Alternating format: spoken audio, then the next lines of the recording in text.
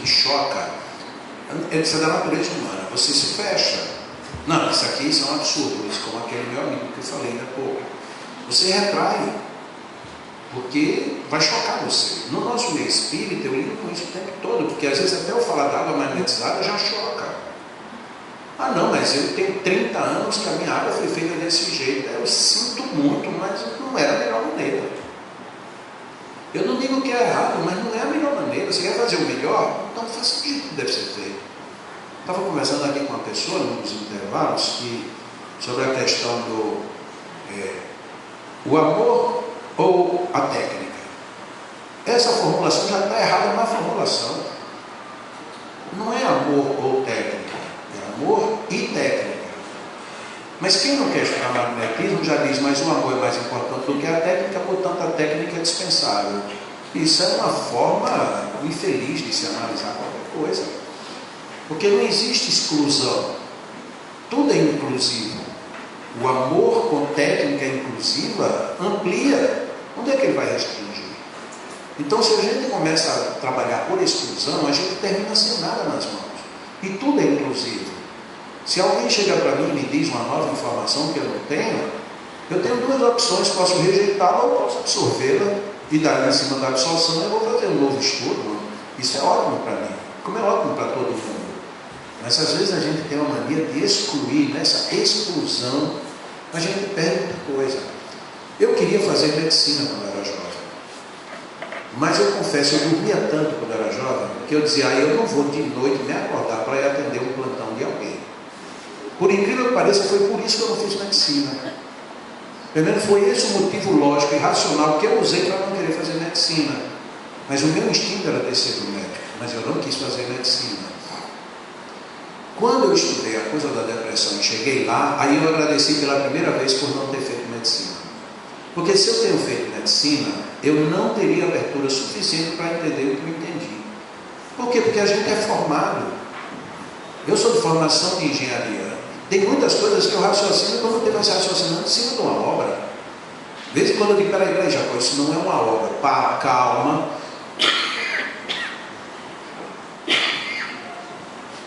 Pensa diferente, sai, deixa essa cabeça de engenheiro aqui, isso, sai, e vê agora como uma outra coisa. Porque senão a gente começa a colocar tudo dentro da nossa referência. Se você é comerciante e é um bom comerciante, você tem a tendência de tratar tudo como negócio. Então chega um filho seu e diz assim, não pai, eu estou apaixonado por aquela menina. Mas você está apaixonado por ela por quê? Porque aquela menina não tem nada para lhe oferecer, ou seja, é um negócio. Só que quem está apaixonado não tem nada a ver com o negócio, não está com sentimento. E se eu não me fechar, se eu não me abrir, eu vou ficar tratando o outro como um negócio bom ou ruim.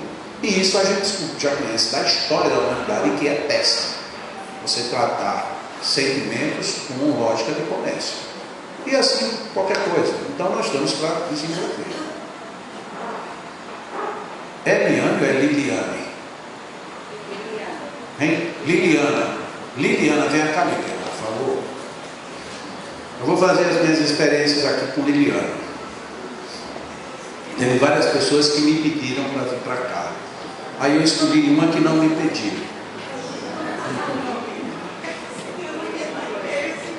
A que eu escolhi foi uma que não... Liliane. Hein? Liliane, pronto. É porque me disseram o nome, eu entendi outro. Pode ficar deitada, você pode dormir, você pode tudo. Você pode reclamar, você pode falar. Que qualquer coisa a gente fala com o presidente. O presidente pode. Eu não queria nem sapato, mas já que você tirou, uma deita aí, pode ficar bem relaxado. Se quiser eu faço uma prece para você dormir. Tirar o óculos porque para o fluido não aumentar e cegá-la, né? É, porque a pessoa está aqui, eu vou fazer aqui um fluido, aí aumenta aqui por conta do grau, é assim. Não precisa não tirar, você não vai olhar para mim mais perto nem mais longe, porque todo mundo ficou incomodado porque você estava de óculos. O crachá vocês querem que ela tire também? Não, né? Está tudo bem. Porque aqui quem manda é o freguês. Bom, tem aqui um metal aqui, uma mandala. Não, pelo amor de Deus, deixa aí. Porque se eu for mandar algum fluido errado, eu mando para ali, aí não pega você. A gente vai fazer algumas demonstrações aqui de como é que é para a terapia de depressão. Aquela terapia da desencarnação eu faço depois, no final a gente... Não, aí eu chamo um dos outros que me pediram. Nessa segunda parte eu escolhi uns que me pediram, queria porque queria, aí eu chamo para fazer o da desencarnação. Muito bem. Vou falar aqui de uma certa forma bem concisa. Primeira coisa que a gente tem que fazer é entrar em relação. Isso é que a gente aprendeu ontem. A depressão começa com uma exceção da regra. Na depressão não deve começar fazendo relação. Por quê?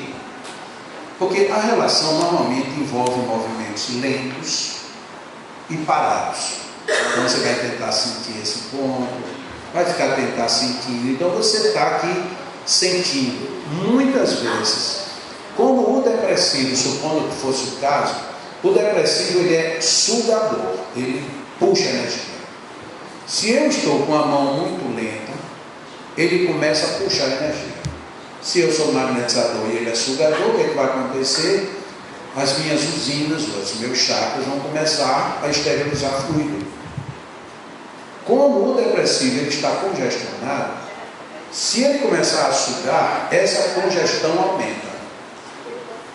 Então eu evito, principalmente quando começa o tratamento no nível 1, TDM1, a gente evita passar a mão muito devagar para sentir o paciente, ou para entrar em relação. Porque normalmente a relação a gente usa ou o coronário, vai aproximando a mão lentamente e tentando sentir onde é que tem alguma coisa. E eu vou deixar com esse nome mesmo, alguma coisa. Porque isso pode ser um frio, um calor, uma nuvem, um sopro, uma zona que começou a puxar a mão. Quer dizer, a variação aqui é infinita. Então, nesta zona aqui, seria uma zona boa de relação. Se você não estiver bem com a pessoa, quando você chega aqui nesse ponto, você sente um mal-estar. Se você está bem com ela, quando você chega aqui, você sabe que coisa boa. Se você está mal, você vai tentar agora melhorar isso. Como? Fazendo específicos e aproximando de novo. E repete isso. No depressivo, não deve fazer isso. O depressivo deita, você simplesmente, se é no caso que ele está deitado, se ele estiver sentado, você vai fazer isso, mas é mais desconfortável. Você vai entrar em relação com os centros dele, mas já fazendo expressivo, sem parar. Se você, lógico, no início você não sabe em que distância é melhor para você fazer o movimento. Então vai ser uma dedução sua. Você pode começar fazendo bem próximo, ou já pode começar a meia altura. Só que essa distância ela tem que ser igual em todos os tempos. Então, se eu estou aqui meia altura, aqui a minha mão tem que estar a meia distância também do coronário. Certo? Se eu quiser fazer mais distante, então é aqui e aqui. Então, essa velocidade e essa distância, elas são bem definidas. Não devem ser lentas, devem ser rápidas. Isso daqui, para nós alinharmos. Se eu estou fazendo num único movimento isto, eu estou envolvendo 6 dos principais centros de força, porque tem um aqui que está de fora, que é o esplênico. O eixo do esplênico está aqui, ó. Para a gente medir a altura do esplênico, que nos gráficos que a gente tem, normalmente ele está muito mal posicionado. A gente pega aqui a altura do externo e mede 2 dedos abaixo e tira aqui para o lado, que é onde está saindo o centro esplênico. No princípio a gente às vezes precisa dessa informação, mas depois já não, porque você já sente onde é que ele está. Você vem passando a mão, por exemplo, está aqui ele girando, pronto. Mas para quem não tem dado, às vezes é preciso você se posicionar. Porque no livro Manual do Passista, quando você olha a gravura, parece que o esplênico está aqui na bacia. E não é, ele está lá em cima. E no livro o passe ele está invertido. O gástrico está aqui embaixo e o esplênico está aqui em cima. Na realidade, o gástrico está acima do esplênico. Ok? Isso daqui que eu disse, mesmo que alguém não grave agora, é só depois ver nos livros que é fácil você deduzir. Então, eu fiz aqui, por minha opção, eu peguei esses 6, comecei aqui no coronário e vim nos outros. E se eu fiz, por exemplo, 3 vezes, ou 30 vezes, ou 20 e tantas, ou 50 e tantas, eu agora vou ter que fazer o mesmo tanto de vezes, na mesma distância, na mesma velocidade, em relação ao esplênico. Então, vamos lá, eu fiz 3. 1, 2, 3. Óbvio que tem gente que tem dificuldade de coordenação. Então, ela pode fazer diferente. Ela pode fazer só aqui. Então, eu vou fazer nessa distância. Então, pode fazer só no coronário. O coronário é um centro muito rico, porque ele oferece muitas possibilidades. Por quê? Como ele é o único que abre para cá, nesse sentido ele não se relaciona com ninguém. Neste sentido. Porque no outro sentido ele se relaciona com todo mundo. Então, nesse sentido de direcionamento, ele não tem relação nenhuma. Então, eu tanto posso fazer assim, como eu posso fazer assim, como eu posso fazer assim, como eu posso fazer indo daqui para lá, como eu posso fazer inclinado, do jeito que eu fizer está certo, desde que eu mantenha o plano. Eu não posso é fazer isso, alterando o plano, ele vem de longe para perto, isso daqui já é outra coisa. Então, se eu sair daqui, ele vem no plano. Se eu sair aqui, ele vai no plano, e assim sucessivamente. E esse mesmo plano é o mesmo plano que eu vou ter aqui. Então vamos, eu vou fazer 113 vezes, só para que ninguém fique com o número. Né? Então pronto, 112 e 113. Agora eu vou fazer 113 aqui. Então lá vai, 101, 102, 119, 112, 113. Agora eu tenho outro aqui. Então vai lá, 112, 113, pronto. Então fiz em todos, o mesmo tanto de vezes, na mesma velocidade. Isto é para estabelecer o primeiro padrão de harmonização. Até aqui ninguém fez nada. Depois desse momento, aí você se volta agora para o esplênico, e agora vamos trabalhar o esplênico. Só com dispersivos. Dos dispersivos comuns, o mais eficiente que tem é o dispersivo transversal, que é o que a gente usa. E o transversal ele oferece 2 variantes. O transversal, propriamente dito, a mão começa junta uma da outra e abre lateralmente. Esse é o transversal comum. E tem o transversal cruzado, em que uma mão passa pela outra e você já abre o movimento, uma cruzando com a outra. Por isso é o transversal cruzado. Muito bem. Existe uma pequena nuance que é curiosa. Se você vai fazer um transversal cruzado, o ideal é a mão de cima ser a mão direita e a mão esquerda ser a mão que vai ser transversal. Por quê? Imagine que isso aqui é o centro de força e que você vai trabalhar em cima dele. Esse centro de força, ele tem por funcionamento o sentido circular horário. Se é horário e a gente abre as tangenciais do movimento circular, a gente vai ter que para este giro ser desse jeito, tem uma transversal que vem para cá. E a de baixo vem para cá. Ora, se a minha mão em cima está indo para lá e a de baixo está vindo para cá, eu estou favoravelmente dentro do próprio circuito do centro vital. Então, apesar de ser um detalhe pequeno, no final ele repercute. Então, é mais um cuidado que a gente pode ter. Quando for cruzar as mãos, põe sempre a direita por cima e a esquerda por baixo. O outro detalhe extremamente importante, esse é mais ainda. Eu vou trabalhar o esplênico. Se eu vou trabalhar o esplênico, eu prefiro ter 2 tipos de posicionamentos. Eu ficar de frente na mesma direção do paciente. Ou na mesma direção, mas de costa. Por quê? Porque eu vou ter que entrar com a minha mão nesse sentido, porque o eixo está aqui. Então, quando eu entro nesse sentido, se eu estiver não bem posicionado, eu vou provocar uma torção na coluna muito forte. E como esses movimentos serão muitos, Com o tempo, daqui a pouco eu não suporto. Porque se eu ficar assim para trabalhar esse eixo, eu teria que me contorcer completamente para fazer esse movimento correto. Ao contrário, se eu estiver assim, a única coisa que eu preciso é jogar o corpo um pouco de lado.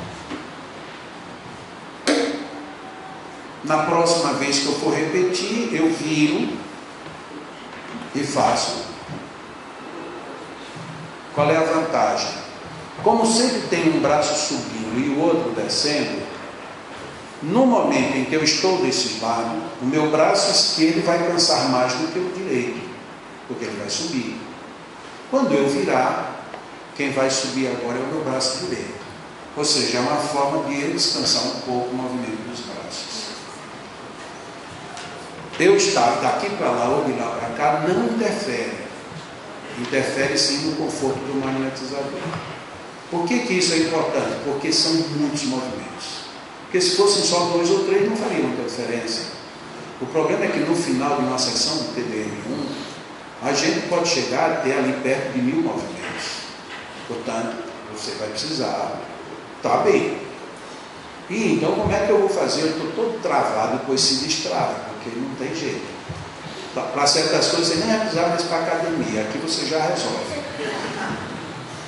Então agora, juntando tudo, eu vou começar fazendo os dispersivos, depois vou para o esplêndido. Eu vou fazer aqui só uma levada rápida para vocês perceberem.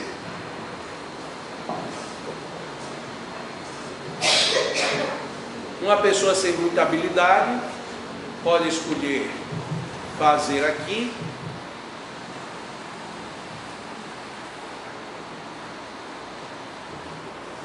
E aqui, você pode vir aqui se agachar, e isso é ruim para Dedéu. Ou você pode escolher,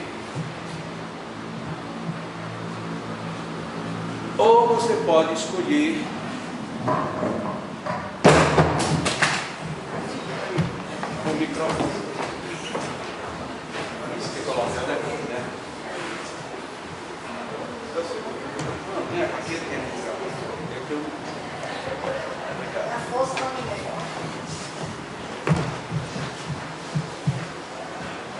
Então veja o que a gente tem.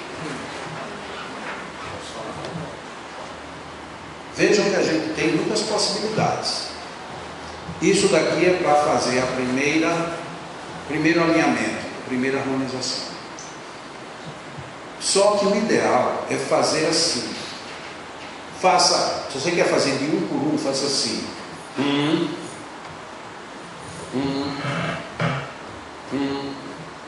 Perceberam alguma coisa?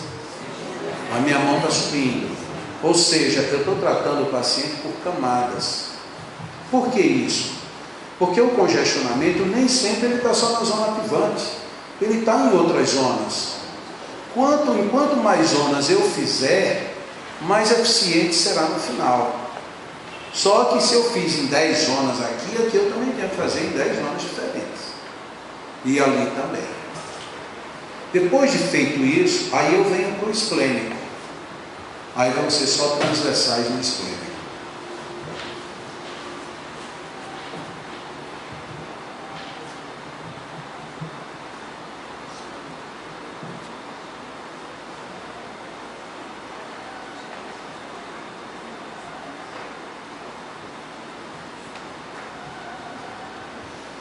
Quem achou que isso foi muito, iludiu-se, porque é muito mais vezes do que isso que eu fiz.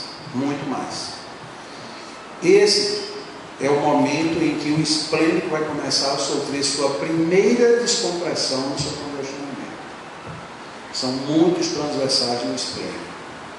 Depois de feito vários, você já volta direto, não para.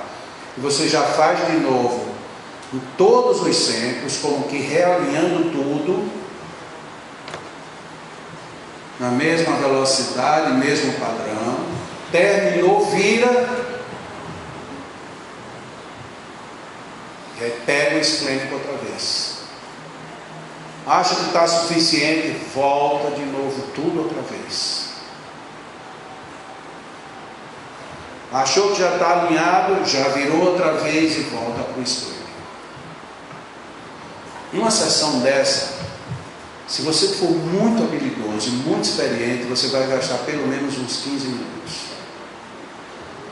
Se não, você vai aí para 25, 30 minutos. É cansativo, é desgastante fisicamente, mas energeticamente não. Porque na realidade você não está doando fluidos, você está circulando fluidos. Quando você está trabalhando aqui no esplênico, na realidade tudo que está congestionado aqui, como eu falei ontem, é como uma diálise. Tudo que está congestionado ali está vindo, se refina em mim e volta. É esse o processo.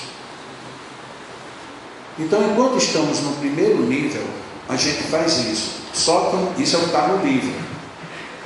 Só que na realidade isso aqui deveria ser feito primeiramente com ela de costas. Do mesmo jeito. Por que do mesmo jeito? Eu vou pedir para você virar só para ficar bem claro para o pessoal. Olha, onde que ela virar? Está aqui o esplênico. Ó. Meu braço aqui é o eixo do esplênico, ok? Está aqui o esplênico. Dá uma viradinha para mim, Liliane, por favor.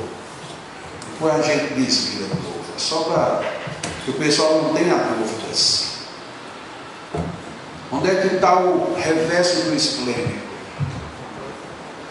Está aqui do mesmo jeito. Aqui está o reverso do esplênico. Então ele está lá, o esplênico está aqui, apontando lá para o chão. Ó. Como é uma linha reta, está aqui o reverso dele. Então você que trabalha numa máquina, fica muito mais fácil, você não precisa ficar preocupado onde é que está, ele está sempre do mesmo lado.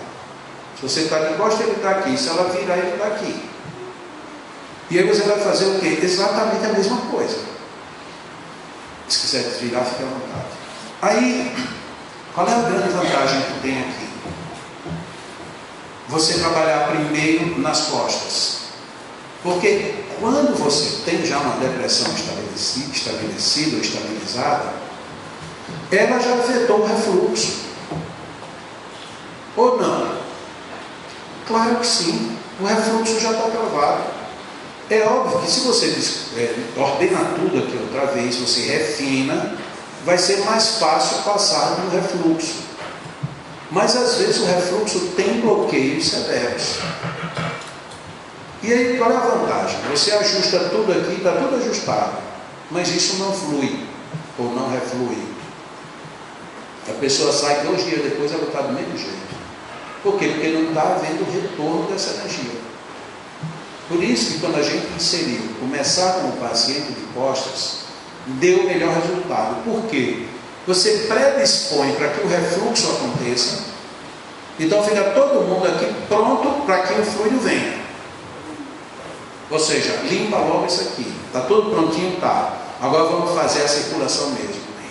Daí vem para frente, faz na frente, e aí você percebe que a energia começa a fluir. Alguns pacientes mais sensíveis dizem que quando começa a fazer o passe na frente, começa a sentir um calor na cabeça. O que é natural. Por quê? Porque agora você está circulando, antes não estava.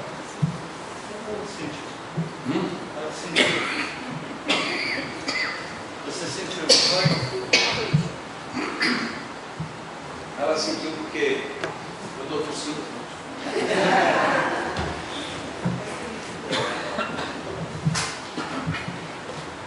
Então, como técnica em si, de movimentos, vocês viram que não é complicado, é simples. Mas eu vou aproveitar aqui, vou falar do sifão. No sifão, de alguma forma, você vai ter que mexer nas pernas. Quando a gente estava estudando, que eu até falei para algumas pessoas aqui sobre TCM, a terapia da circulação pelo magnetismo, quando surgiu o TCM, ele era voltado exclusivamente para os membros inferiores. E toda a técnica TCM, ela foi desenvolvida com o paciente de costas, porque os principais centros envolvidos no TCM têm 2 nas nádegas, 2 nas coxas, 2 nas panturrilhas, 2 praticamente nos calcanhares e 2 nos pés. Então você tem aqui esses centros, todos eles atrás. Só que tinha uma coisa que estava mal definida, que era o centro da panturrilha. Porque como todos os outros abrem de forma frontal, então, se ela está aqui de costas, vamos que ela estivesse ainda de costas, então a gente teria 2 para cá, 2 aqui, mais 2 aqui, mais 2 aqui, e solta os pés que eram para lá. Ora, se esse daqui também é para cá, então todos deveriam receber uma mesma soltura. Então bastava você simplesmente arrastar todos. Era óbvio. Só que tinha alguma coisa que não funcionava bem e ninguém sabia o que era. Até que um dia a gente pediu até uma médica que foi fazer conosco esse estudo, e ela foi fazer um curso nosso lá em Natal. Para a gente estudar não só agora o funcionamento, mas para ver que vínculos isso tinha com a anatomia. E para buscar as anatomias, a gente teria que procurar plexos. E aí, de repente, ela coloca para a gente que os principais plexos associados à panturrilha, em vez de estarem lá atrás, eles estão aqui dentro das pernas. O da perna direita abre na direção da esquerda e vice-versa. E não para trás, como a gente imaginava. Surgiu um pequeno problema, que não é um problema. Que quando você vai trabalhar as pernas, você tem que pedir ao paciente que abra um pouco as pernas. Por quê? Porque você vai ter que passar uma mão aqui dentro. Aí, como nós somos cheios de pudores, mas como é que eu vou pedir para a mulher abrir as pernas? Eu não sei, você tem que falar claramente. Porque se eu vou passar a minha mão aqui para poder o quê? Trabalhar essa panturrilha, ou seja, esse centro que está jogando para cá. Da mesma maneira, quando depois a minha mão vai ter que estar voltada para trabalhar a outra panturrilha que está apontando de lá para cá. E aí, na hora que foi inserido isso, nos tratamentos de circulação dos membros inferiores, aí pronto, voltou a fluir tudo outra vez.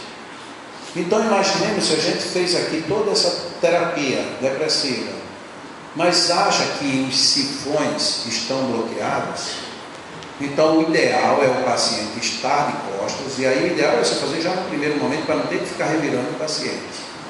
Ele lá de costas, você já dispersa, pode dispersar com as 2 mãos, eu acho que é mais eficiente. Uma mão seguindo cada perna, cada membro, então você vem com as. E num dado momento você vem aqui nesses centros da panturrilha e faz o mesmo número de vezes.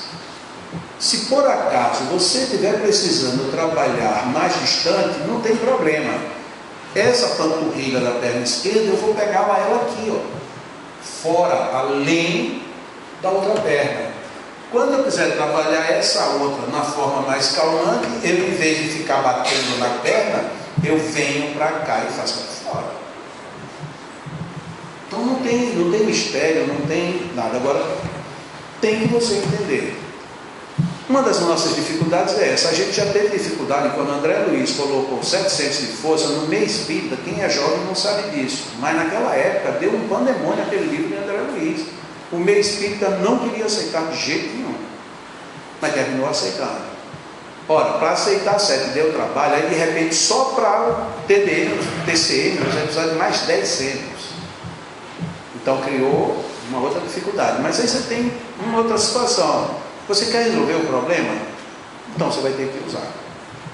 Agora, se você não quer resolver, aí é outro problema. De repente você tem, essa terapia é boa para quem tem erisipela, para quem tem problema de circulação, para quem tem retenção de líquidos nos membros inferiores. As técnicas de TCM são perfeitas, só que você vai ter que ter acesso a esses centros que estão nas panturrilhas. Simples assim. Então, basicamente é isso. Nós vamos fazer frente e costas, trabalhando esses centros. Depois a gente tem o nível 2 do TDM. No nível 2, a gente vai ter exatamente a mesma coisa, só com a possibilidade de começar estabelecendo relação e fazer parto magnético. Porque no começo do TDM não dá para você ir parando a mão para ver onde é que está ruim e onde é que está bom. Depois que a pessoa está fora já, ela não chegou no 2, mas ela já está suportando alguma coisa, aí você pode começar a tentar sentir sem muita demora. Ou então, já quando ela já está no nível 2, aí você já pode.